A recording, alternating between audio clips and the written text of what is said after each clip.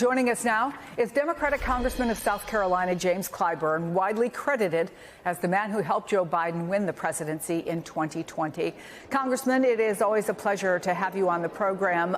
It is notable, I think, that President Biden spent so much of his address with warnings, knowing the influence of Elon Musk and moving the movement to Trump from Mark Zuckerberg.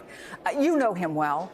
What does it say to you that he spent so much time in this farewell speech as a warning, as much as a victory lap? Well, thank you very much for having me. You know, I always say, in fact, it was the title of my memoirs, Blessed Experiences. And I said in that book that all of us can be no more nor no less than what our experiences allow us to be.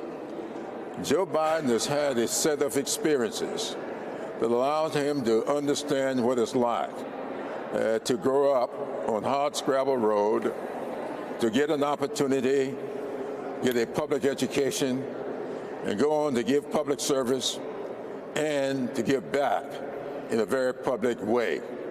He knows from his experiences that this society that we have, this great country that we live in, thrives on people having opportunities.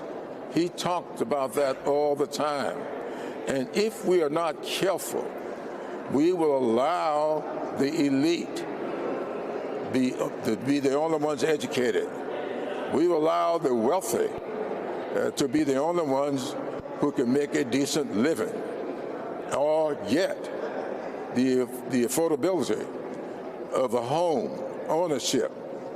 This is what he is talking about, an opportunity society that allows everybody, irrespective of what zip code you may have been born in, to have an opportunity to make it in America. That is what this is all about. And so I applaud Joe Biden for sounding that warning, as much like Eisenhower did when he left the presidency and saw that we were threatening to be overcome by the military-industrial complex.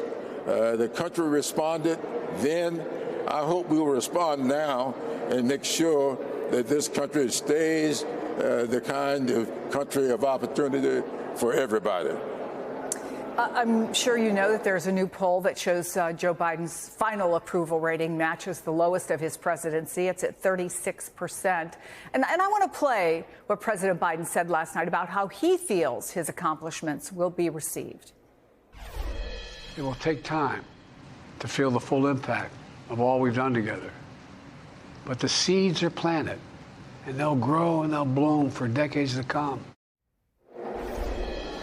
Given everything that was in place when he took office, COVID, the economic challenges, do you think that this was in some ways inevitable? And how do you think history will judge this presidency? I think that he will go down as one of the greatest presidents we ever had. I think the same thing about Jimmy Carter, who we just funeralized. Jimmy Carter left the presidency with very, very low ratings. Harry Truman, the same thing. People who do big things, people who break with the status quo, these people do not get judged well in the currency. But when history gets a chance to look back, to read the things he said and did, rather than to respond to the way he said them. I heard people this morning or last night talking about him not being a great communicator. Well, some people are good speakers. Other people are great doers. And some people just know how to write. And that is what it's all about. We are judging people on substance when we look back on them, not on style. If you're looking for style, Joe Biden is not your guy.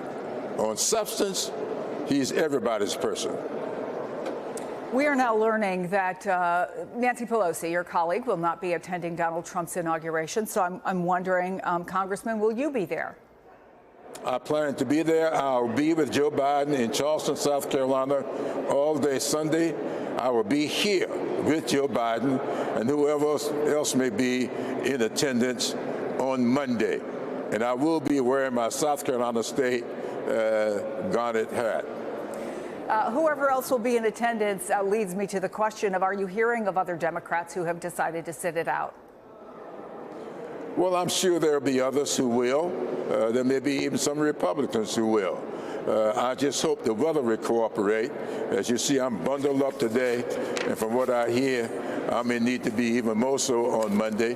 And there are some people who are not going to attend because of the weather. But people will make something out of it, and there may be a few people who won't attend for other political reasons as well. But that's the way it is. We are a free country. People are not forced to participate in the political process. They do so by choice.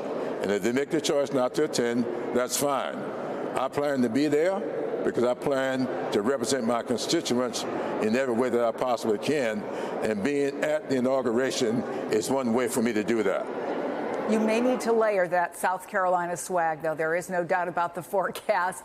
Congressman Jim Clyburn, I'll be there as well. I'll be layered as well. Thank you so much. We'd always appreciate having you on the show.